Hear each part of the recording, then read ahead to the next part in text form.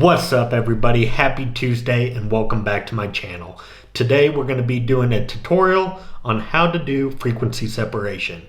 I think with it being Tuesdays and doing tutorials, we should just start calling this Tutorial Tuesdays, where I'll be uploading a new video every Tuesday to show you step by step how I go through my photography and videography process. So let's go ahead, jump right into Photoshop, open up our photo, and we'll get started. Alright, so once we have our photo open up in Photoshop, the first thing we're going to do is make 2 copies of the background layer by holding Control and then J, and then do it again. And then we're going to want to name these layers. So the middle layer, I will name this Color, and the top layer, we will name Texture. And then I will group these 2 layers together by holding Control G. Now, the one thing with frequency separation that you're actually doing is you're separating the texture of the image and the color of the image so that you can work on both layers differently, which will preserve your texture as you're working with your color. So what we're going to do here is, first off, we're going to turn off our texture layer, and we're going to go to Color. Come up here to Filter, Blur, go to Gaussian Blur. And then on this, I always like to try and select a spot that's kind of the highlight of the face. So I always like to kind of focus on the cheekbones here. And what I like to do is I just take this slider and I just start moving it until I can't see any texture anymore in the skin. So I think right about at 18 there, that will work for this photo. Now, it is important, depending on how far away the camera is from the subject or how close it is from the subject, that number can change. So you always want to play around with that slider and just move it until you can't see any texture in the photo anymore. Next, we're going to go ahead and turn back on our texture layer and select it. And we're going to come up here to Image, Apply Image, and then we want to go here to Layer, scroll down, and we want to apply this to our colored layer. Now you want to make sure your blending mode is on Subtract. A lot of times when you open this up, it'll be on Multiply, so you'll have to make sure that you select Subtract, and then you need to make sure that your scale is at 2 and your offset is 128. And then you come over here to your blend mode and switch this from normal to linear light to bring back our photo. All right, once you have all that, you have your frequency separation technically set up. Another thing that I like to do is I'll make a texture check layer, and by doing that, I just go ahead, I create a black and white layer on top, and then I take my reds and I just bring them down, which really helps you just see any of the blemishes on the skin that you may need to retouch. So with this, we can now go into our texture layer and we can start removing all those blemishes. There are technically 3 tools that you can use for this. You can use your clone stamp tool, you can use your spot healing brush, or just your healing brush tool. For this, I'm going to start out with just my clone stamp. And you just want to zoom in, find an area of skin that's smooth, and you just paint over the imperfection. Now with this, I will use a soft brush, so I come here and click soft round. I do want my hardness to be at about 40. I don't want it to be too soft. And then the size of the brush, I always make sure to adjust that just to the size of the imperfection that we are covering up. So I will readjust that size, and to do that, you can just hold Alt on your keyboard, right click on your mouse and move it left to right, and that will adjust the size of the mouse, and you can adjust it up and down to adjust the hardness. So we'll just go through here, and again, we just want to select an area next to the imperfection, and we just start covering everything up. Now, it is important, you do want to make sure that when you're on this layer right here, you have just current layer selected. If you have all layers selected, what it's going to try and do is actually select from your other two layers. Let me go ahead and turn off this check layer and I can show you. But what it'll do, it gives you this big nasty. It's trying to bring in all the color and everything. So we can hit Control Z to undo that. Control Z again. And again, just come up here. Make sure that current layer is selected and that you're only working on the current layer. So for this part of the video, I'm going to go ahead and speed up this process. It does take quite a bit of time. And one thing that you want to do is I always like to try and stay a little zoomed out. I don't like to go too close in because then it's real easy to start overdoing your work. So let me speed this up and I'll be right back with the next step.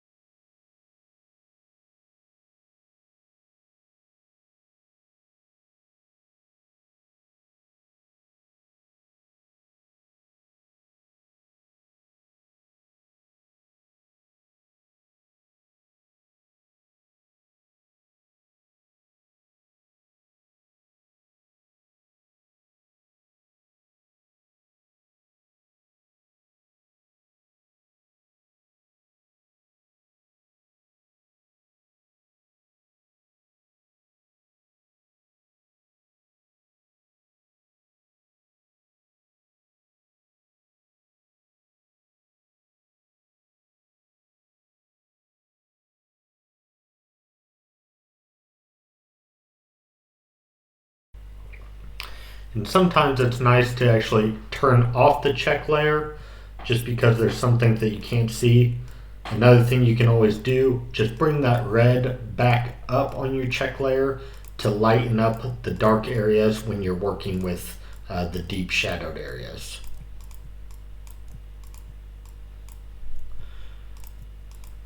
So just a quick example. Before, after. So we'll keep on working on this.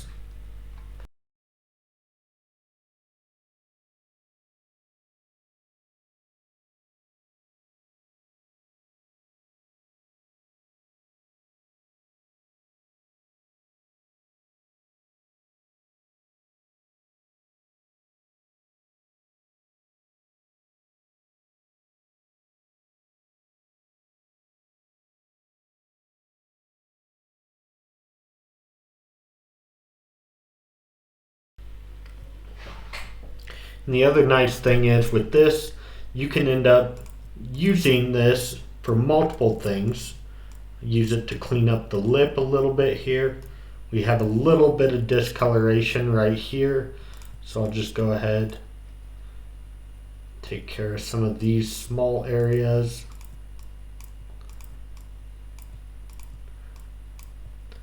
And again, you want to work with a small brush on here, just because these are the real detailed areas.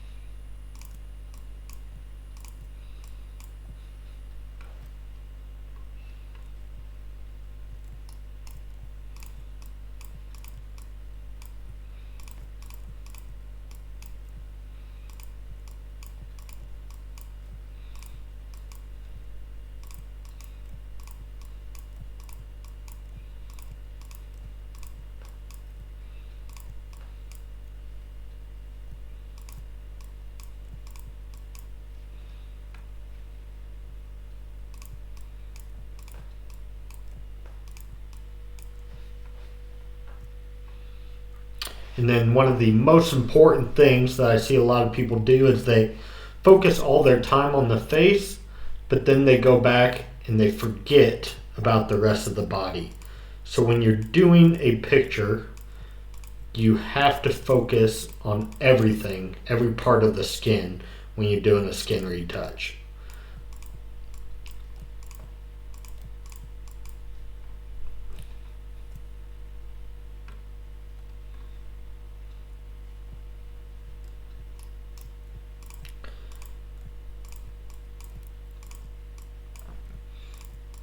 And if you forget a spot, it's okay. I will show you here in a minute where we're actually going to smooth all of the skin up, but still leave that texture, still make it look very realistic. We don't want to get that plasticky feel. But you can always go back later and blend back in some other spots if you missed them.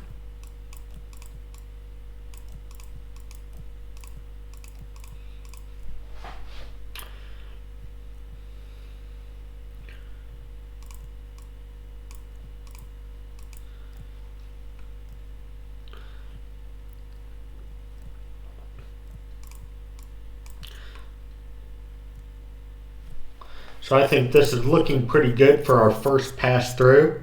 So we can see here is the before and here is the after. The before and after. So you can see it's removed quite a bit of the blemishes. Still a little spot just up here.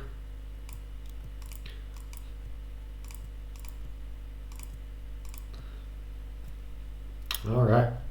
So now we'll go ahead, move into our next phase where I bring out the mixer brush, and what we're going to try and do is just clean up all the transitions of light. You can see here where the highlights, we got just a little bit of splotchy color here. So with that mixer brush, we're going to be able to just kind of hone everything in, just make everything look nice and smooth. So what we'll do with that, we're going to come down here, select our color. But first, actually, let's go back up to our black and white layer. And I just set this to auto at this point. And this helps me see all the variations of where our shadows are, where our midtones are, and where our highlights are. So we'll come down here back to our color layer. We're going to select our mixer brush tool. And I like to have my settings. First, we want to make sure that we have a transparent brush here so that this box is transparent. And then we also want to make sure that this box is checked, which is always a clean brush. Then we're going to make sure that our wetness is set to 20. Again, you can play around with these numbers. This is just what works for me. But I'll set my wetness to 20, my load to 75, my mix to 90%, and my flow to 100%. And what we're going to do, we're just going to come in here and literally, I'm just trying to kind of blend out these colors. So what I want to do is I want to keep my focus on, if I'm working on the highlights, stay right in the highlights.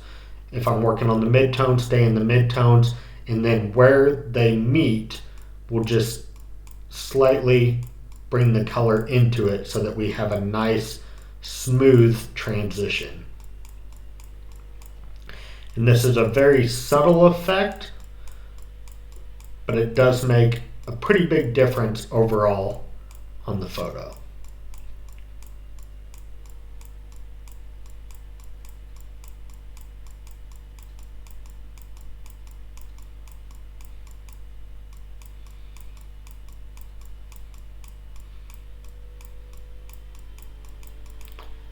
So again, I will just speed through this process. It does take a little bit of time, but this is somewhere where you need to be tedious and just work in small areas because it can get away from you pretty fast.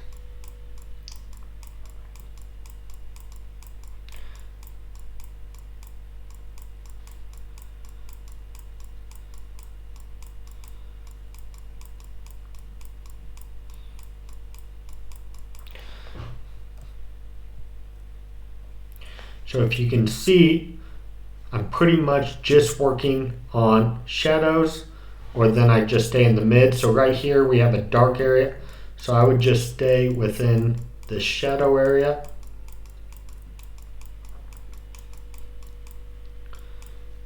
And then I'd take these mids and I'd just bring them in just a little bit.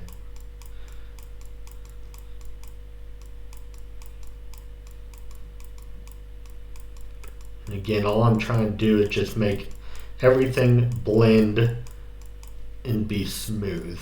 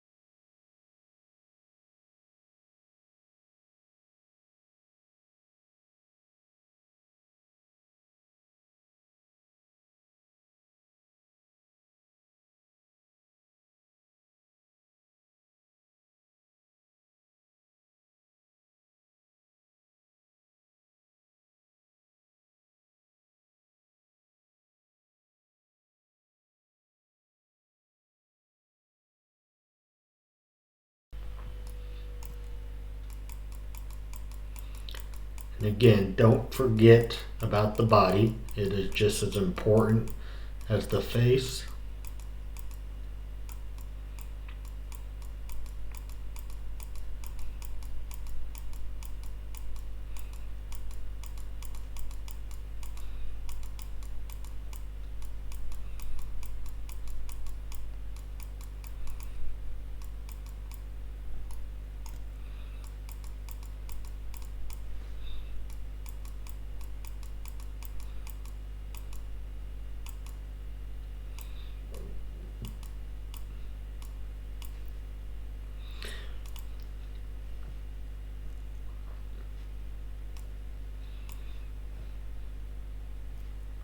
Again, here's our before and our after. Before and after. So now what we're going to do, stay on our colored layer. We'll select our lasso tool, and we're going to go ahead and just select an area. I like to just stay pretty much in one area, so we're going to just select kind of her upper cheekbone here. The one thing you don't want to do, I see a lot of people, they'll just go select kind of the whole side of her face, and what ends up happening in this step, you will end up losing the dimensions of the face by doing that. It'll make everything just look flat. So we're going to go back up here to filter, blur, and go back to Gaussian blur again. And we're going to take our square right back here in the area that we're working with.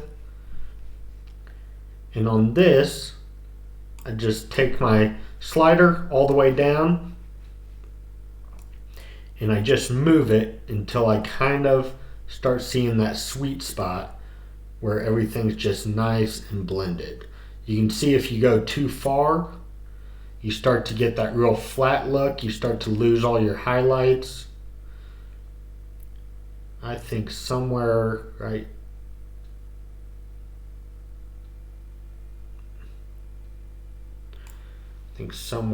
around probably about 28. We'll go maybe 27. Will work for this picture. All right.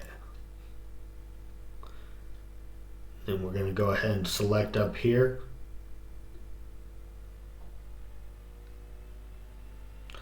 And you do want to make sure, do not select her eyebrows or hair in it.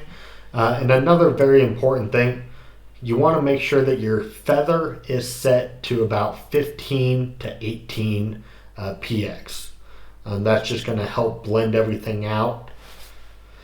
And so once you have your area selected here, you can use the shortcut Control-Alt-F on a PC, and that'll automatically apply it.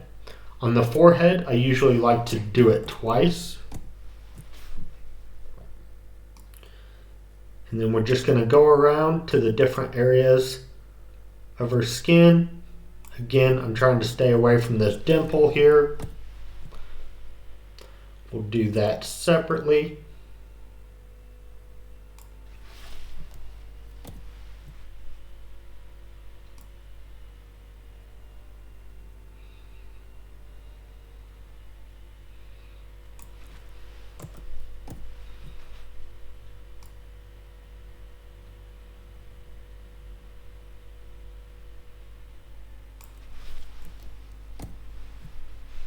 You can see it's just blending everything in just a little bit more.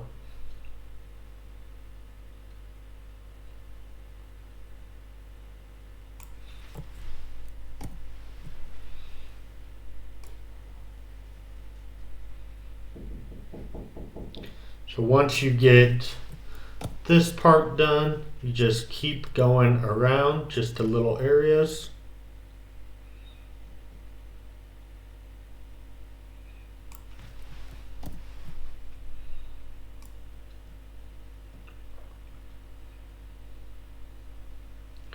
I'll just come up here and get the bridge of the nose.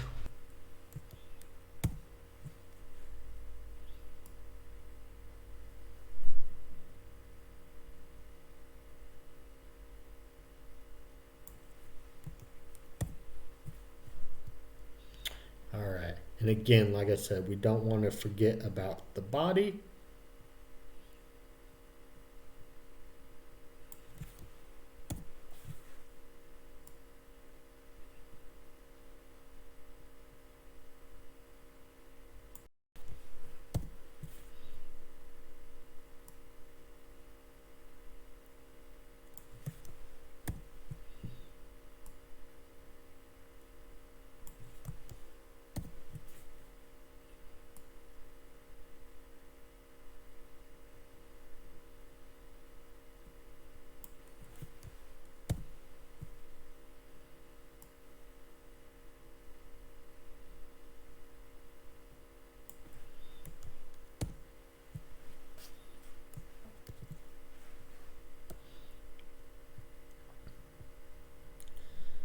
All right, guys, now look at that. This is starting to look really, really good. So again, here's our before, or what we started with. Here's our after. We're still keeping all of that natural texture in the skin. Everything, just looks the way that it should. Nothing's really overdone. Now, the thing is, if you think that it might be just a little bit too much, you can always come up here to your opacity and just drop this down to whatever you feel like. You can come down. Normally I'd say around 80-85%. Looks good, kind of brings back a lot of that, just makes everything look natural. All right, guys, and that's it. I hope that you learned something from this video. If you did, go ahead, give me the thumbs up, smash that subscribe button, and stay tuned for more Tutorial Tuesdays. We'll see you guys later.